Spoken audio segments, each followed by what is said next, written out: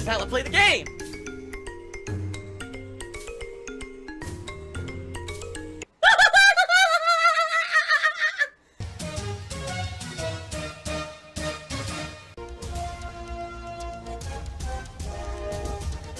Oh my god!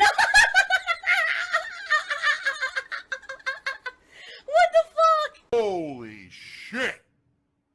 That is an epic fucking intro, dude. And I have to warn everyone, warning, what you may see right now is going to be absolutely disgusting.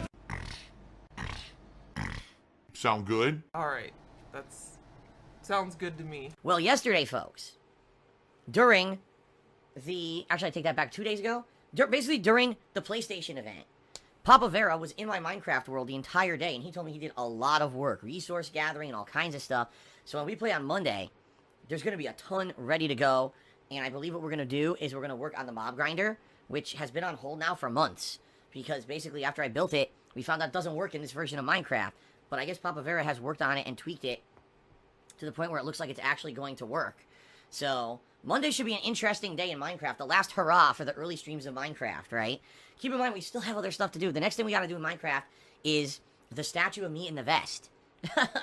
That's gonna be interesting to see what Papavera comes up with for that. But for the meantime, these last month, it's been really focusing on finishing up projects that we were in the middle of, or getting things that were required, like that resource farm, etc. Very, very important, because then you can get all the resources you need in order to work on future projects, rather than having to sit around and do a whole stream of gathering and shit. I can just use the resource farms to do that stuff, which is great. Papavera comes out with this giant King Kong strap-on. All right, baby, you approved it. Let's do it. Uh-oh. Wait, I meant for you. No, no. Oh! Oh no! Oh no! No! No! Papavera! Oh, fucking shit. No! No! Papavera! Ow! No! No! Papavera! Ow! Papavera! No! No! Oh, man. Oh, it's delicious. I love that. Pain is pleasure. Lysiver Soul, ladies and gentlemen, tipped me $50. Sometimes I seriously think that people are incredibly fucking stupid. Lysiver Soul did a 500-bit cheer as well. That now makes Lysiver Soul, the top cheerer and the top tipper of the day. So let's get Lysiver Soul up there on the leaderboard. He says, when did you decide to become the legendary Dark Side Phil? When you were growing up? No. I've already told the story a million times. As I got into the competitive Street Fighter community, I realized no one was going by their real names. Everyone had an online persona. And at one point I was Whoa Moses, because that was the only screen name I could get when trying to log into AOL for the first time. Then I ended up being like Punisher. But I really wanted something that was going to be, it was going to be like catchy.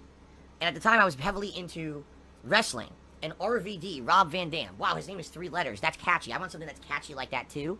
So eventually I went with something Dark Side Phil, DsP, see? And then it was it caught on like wildfire. That's what everyone called me from then on. So there you go. Even if I tried to not be DsP for the rest of my life, I would still be called DsP. So there you go.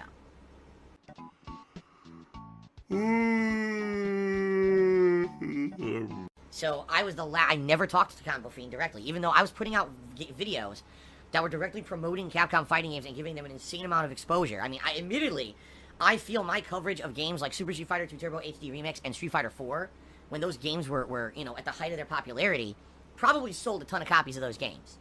People told me back in the day, those early 2009, 2010, the videos I put out of Street Fighter 4, thousands of people were buying the games and playing it because seeing someone like me, who was not a high-level competitive player, but could still enjoy the game, could still have fun with these characters online. The series like Dan Madness, Ryu Madness, were putting butts in seats. They wanted to not only watch me play, but then they wanted to play the game for themselves, right?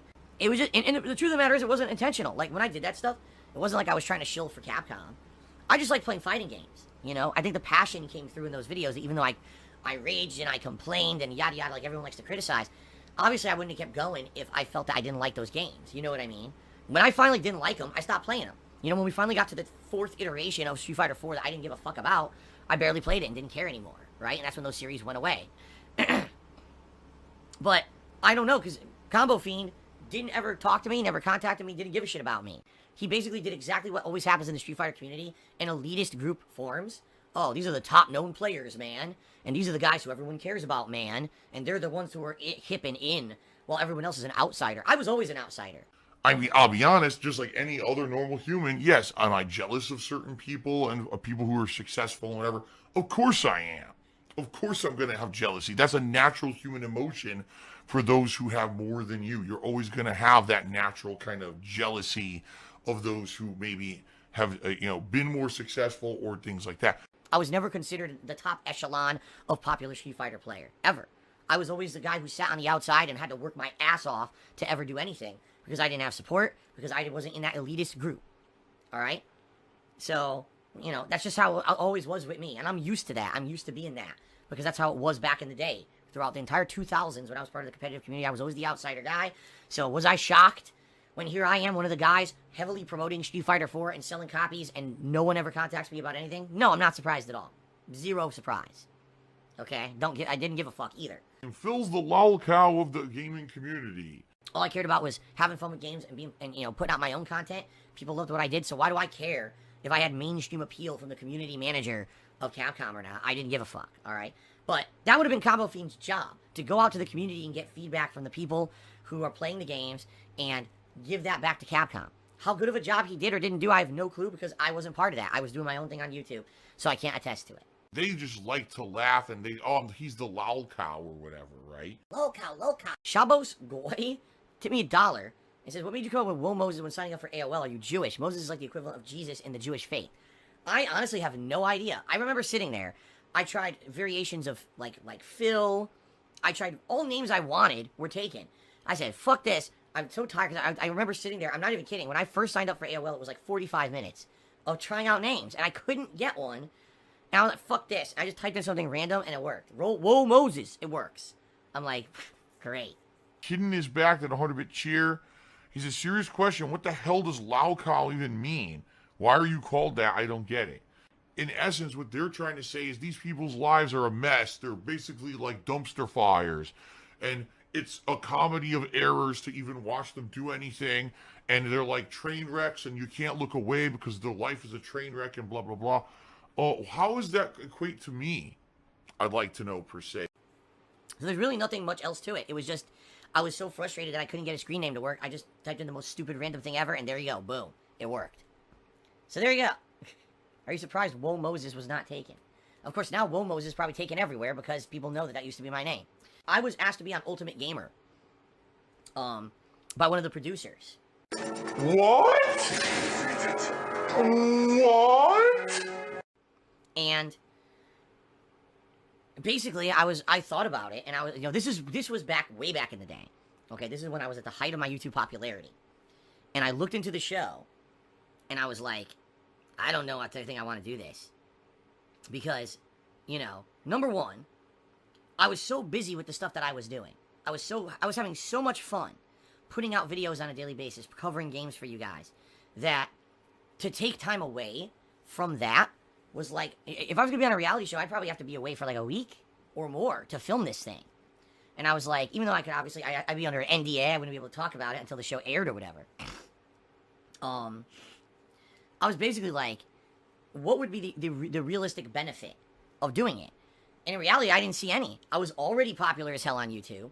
I was already bringing in views, making money. I was like, what is the purpose of doing this? Is for someone who needs popularity. When you looked at, I'm sorry, one of the biggest reality shows back in the day was The Apprentice. Yes, Donald Trump's reality show. And when you watch The Apprentice, especially the Celebrity Apprentice, which essentially is what the Ultimate Gamer was, taking known gamers from the internet and putting them into an elimination reality show, right?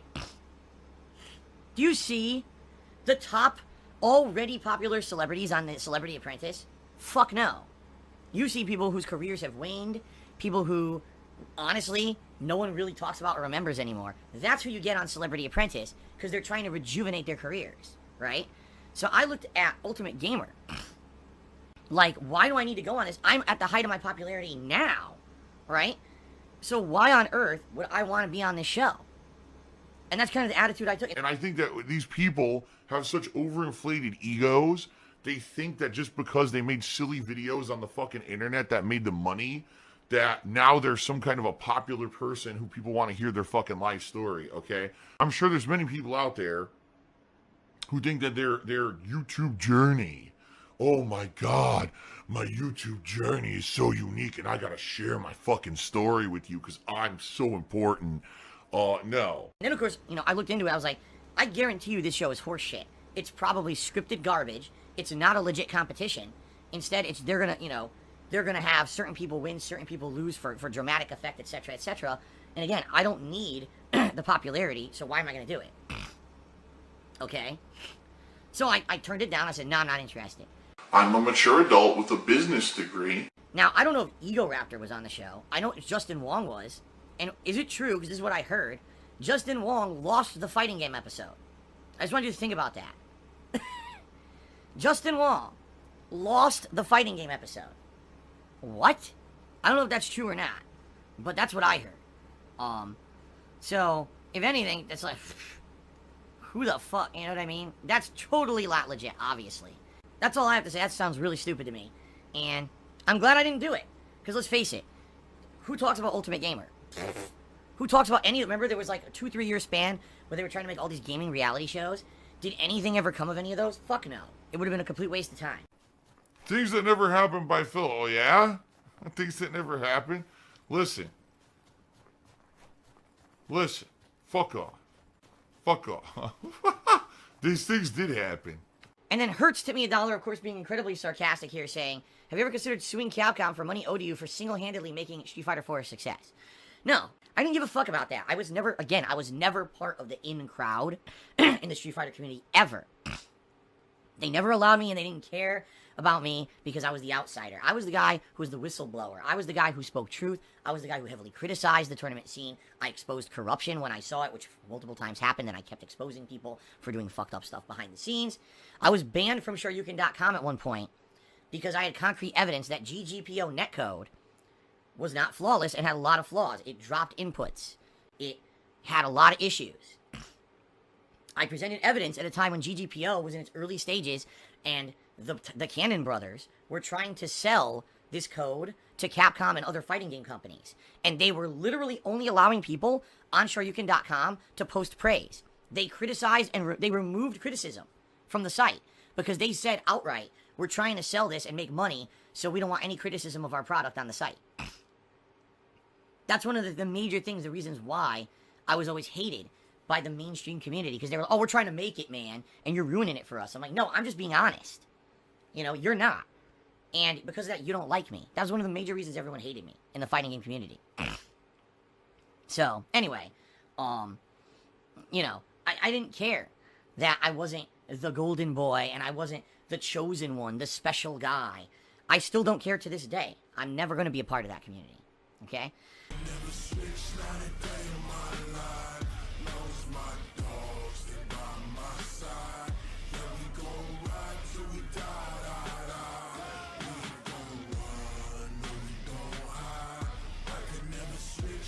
Dark side filled the lol cow.